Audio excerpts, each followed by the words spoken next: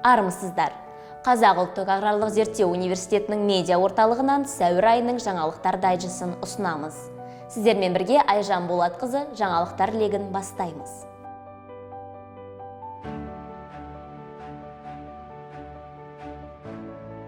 Халықаралық пәнді QS-UR рейтингісінде Қазақ ұлттық аграрлық зерттеу университеті көшбасшылар қатарынан көрінді. Бұл рейтингте университетіміз ауыл шаруашылығы және орман ресурстары бағыты бойынша топ 401 қатарына еніп, Қазақстан мен ТМД жоғары оқу орындары арасында ең жоғары көрсеткішке ие болды. Жасыл аула акциясын қолдау. Ұстаз ғалымдар мен студенттер құрамы университет аумағында аталмыш акция бойынша алынған 40 көшетті отырғызды. Сондай-ақ сенбілік кезінде гүлзарлар тазартылып, турникеттер, орындықтар мен жол жиектері боялып, аула әрлене түсті. Даниялық Бикстер компаниясымен ынтымақтастық артуда. Университет базасында Бикстер Даниялық компаниясының бас директоры Наталья Йоргенсенмен кездесу өтті. Студенттер мен магистратура түлектерінің кәсіби дағдыларын дамыту мақсатында Дания, Нидерланды, Германия, Норвегия және Швецияның ірі шетелдік ауыл шаруашылық кәсіпорындарында тағылымдамадан өту мүмкіндіктері таныстырылды. Brain Terminal қазақ-венгр компаниясы жас ғалымдар мен студенттерге арналған мастер-класс өткізді. Университет базасында орталық Азия елдерінде инновациялық хабтар желісін құруға маманданған әрі білім алушылардың зияткерлік дамуы мен өзін-өзі танытуында мүмкіндік беретін бұл компанияның бас директоры Александр Лимен кездесу болып өтті. Кездесу барысында Александр Ли мақсаттарды қалай дұрыс қою және адамның ресурстық жағдайын сақтау принциптерін түсіндіріп өтті. Малайзиялық серіктестермен ынтымақтастық нығаюда.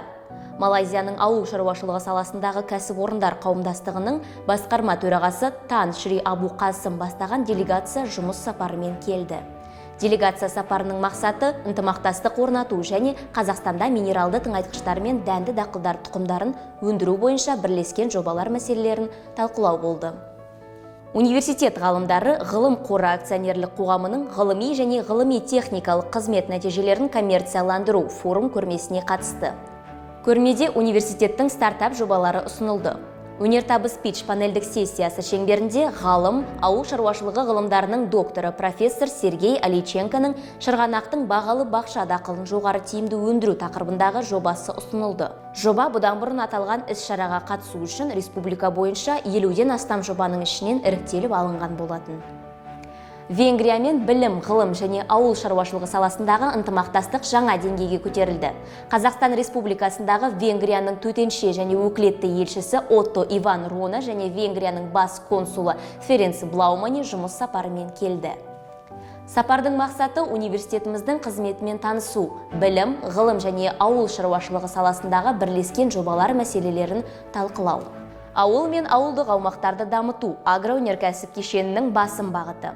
Университет базасында онлайн-офлайн форматта парламентаризм институты, Қазақстан Республикасының парламенті, сондай-ақ ауыл шаруашылығы министрлігі және агробизнес өкілдерінің қатысуымен жайылымдық ресурстардың ауыл шаруашылығы мақсатындағы жерлердің тозу мәселелері және оларды ұтымды пайдалану шаралары атты дөңгелек үстел болып өтті. 14-ші республикалық пәндік олимпиадасы өтті. 28-29 сәуір аралығында су ресурстары және мелиорация кафедрасының гидравлика және гидрология пәндері бойынша студенттерге арналған 14-ші республикалық пәндік олимпиадасы өтті.